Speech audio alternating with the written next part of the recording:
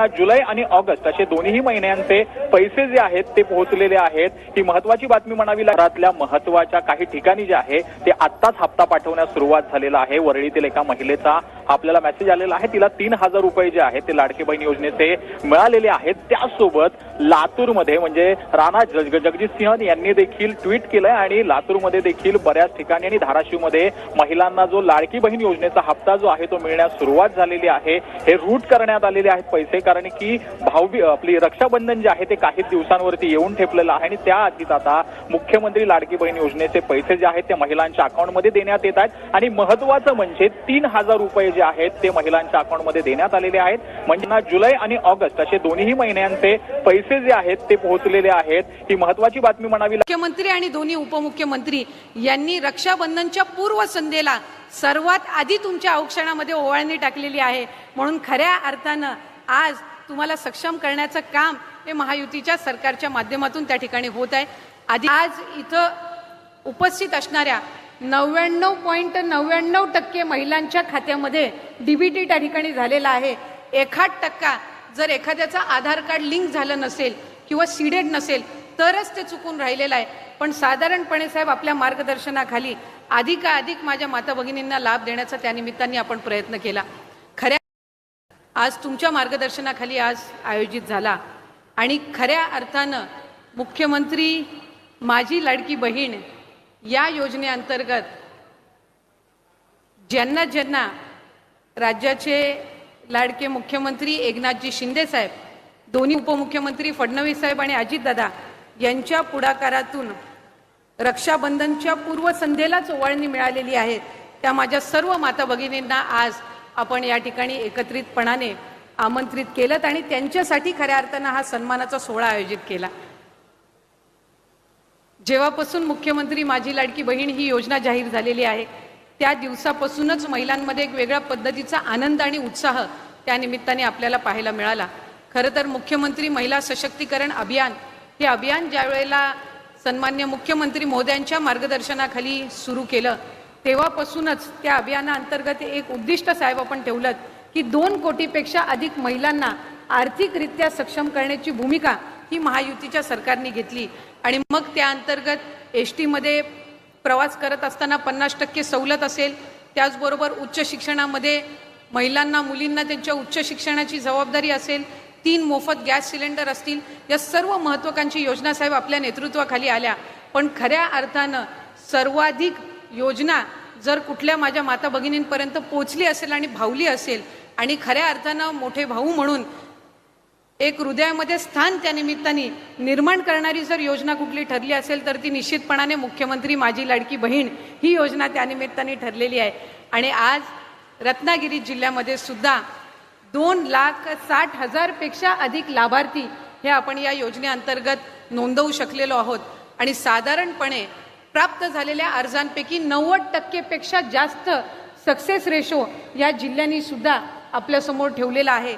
आणि 14 तारखेपासूनच साहेब यांना आपण लाभ वितरित करायचं आपल्या सूचनेनुसार ठरवलं आणि मला आनंदाने या ठिकाणी सांगावंसं वाटतंय की आज इथं उपस्थित असणाऱ्या 99.99% महिलांच्या खात्यामध्ये डीबीटी त्या ठिकाणी झालेला आहे।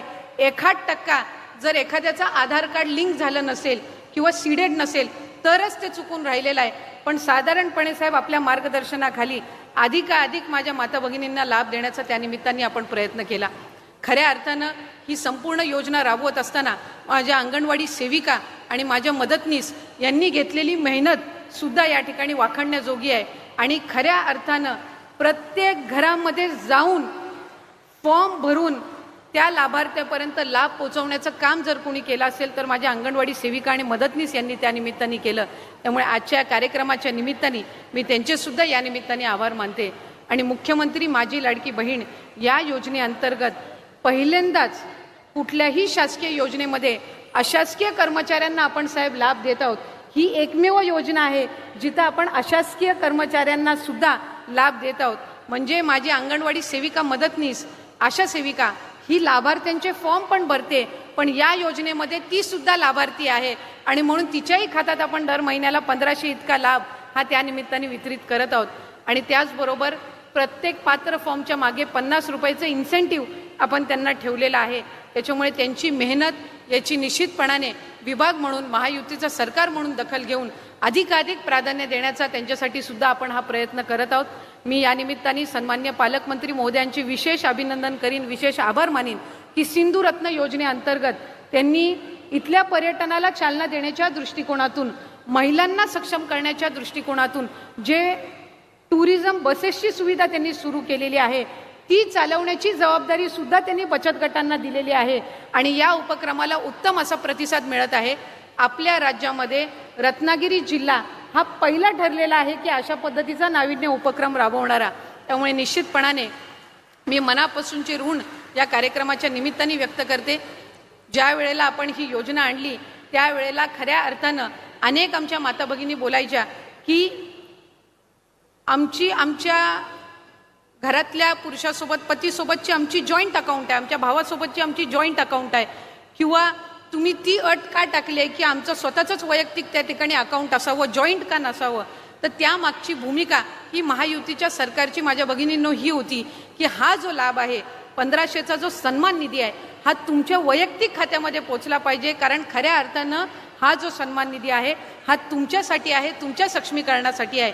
जॉईंट अकाउंटमध्ये तुम्हाला सकाळी DBT आल्याचा मेसेज तर येईल, पण संध्याकाळी तुम्ही विड्रॉ करायला जाईपर्यंत तुमच्या जॉईंट अकाउंटमध्ये तो 1500चा निधी राहिला असेल का विड्रॉ झाला असेल याची खात्री ही निश्चितपणाने या ठिकाणी आपल्याला नसल्यामुळे त्याच्या मागची भूमिका ही होती की जॉईंट अकाउंटपेक्षा ज्या वेळेला तुमचं वैयक्तिक अकाउंट असेल त्यावेळेला तुमच्या मोबाईल नंबरवर ज्या वेळेला DBTचा मेसेज येईल तो एक आनंद असेल. आणि खऱ्या अर्थानं या योजनेमागची जी भूमिका आहे की तुम्हाला सक्षम करण्याची, ती त्या ठिकाणी आपण निश्चितपणाने या माध्यमातून पार पाडत आहोत. ज्या ज्या महिलांना आत्तापर्यंत. नमस्कार लाडक्या बहिणींनो, तुमच्यासाठी आजची माहिती खूप महत्त्वपूर्ण आहे, त्यामुळे व्हिडिओ हा शेवटपर्यंत बघा. तसेच चॅनलवर जर नवीन आला असाल तर चॅनलला सबस्क्राईब करायला विसरू नका. तर मुख्यमंत्री माझी लाडकी बहीण योजनेमध्ये ऑगस्ट महिन्याचे 22-23 दिवस झाले असून सुद्धा जुलै महिन्याचा हप्ता 1500 रुपये पात्र लाडक्या बहिणींच्या बँक खात्यात जमा झालेला नाही. त्यामुळे सर्व लाडक्या बहिणी या हप्त्याची वाट बघत आहेत. लाडकी बहीण योजनेमध्ये काही महिन्यांपासून चालू महिन्याचा हप्ता हा पुढील महिन्याच्या दुसऱ्या किंवा तिसऱ्या आठवड्यामध्ये वर्ग केला जात आहे. त्यामुळे जुलै महिन्याचा हप्ता ऑगस्ट महिन्याच्या 15 तारखेपर्यंत यायला पाहिजे होता, परंतु अजूनही याबद्दल अधिकृत माहिती आलेली नाही. त्यामुळे आता जुलै महिन्याचा हप्ता कधी येणार आणि कोणत्या महिलांना येणार याकडे सर्वांचे लक्ष लागले आहे. आता आपण यामध्ये पाहू की जुलै महिन्याचा हप्ता 1500 मिळणार का 3000 रुपये मिळणार. कारण पुढील आठवड्यामध्ये महाराष्ट्र राज्यातील सर्वात लोकप्रिय सण म्हणजे रक्षाबंधन आहे.